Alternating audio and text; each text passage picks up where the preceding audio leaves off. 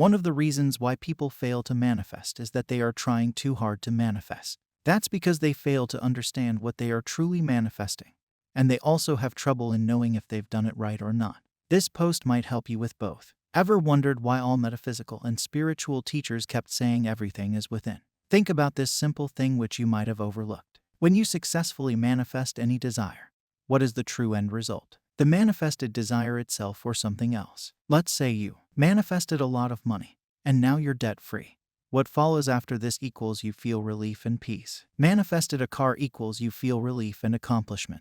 Manifested a house equals you feel relief, accomplishment, and thankfulness. Manifested an SP equals you feel happy, peaceful, thankfulness, and relief. Do you see a pattern here? The end result, no matter what your desire is, it's always feelings. And feelings are something within us. That's why all the metaphysical and spiritual teachers said everything is within.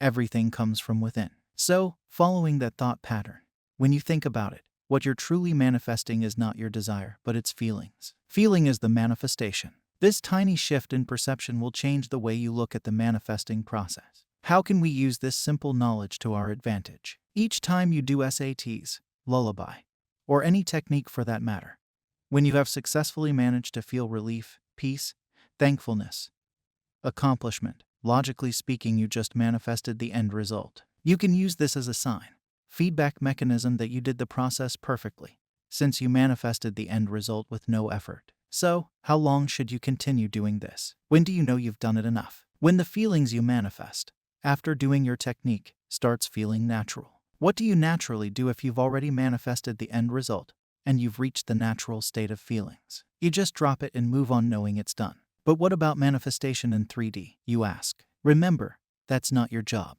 Your job is only to manifest in 4D. That is, feel the feelings of the wish fulfilled. It's the law's job to start a bridge of incidents in the 3D outer world, to get you what you have already manifested in 4D. So, relax. Seeing the manifestation process with this perspective has helped me tremendously, since I get an immediate feedback to know if I did a SAT session correctly, and when I should finally let go. For newbies who don't know what's 3D and 4D is, 3D equals your outer reality. 4D equals your imagination. Hope this helps everyone. Subscribe if you liked this video.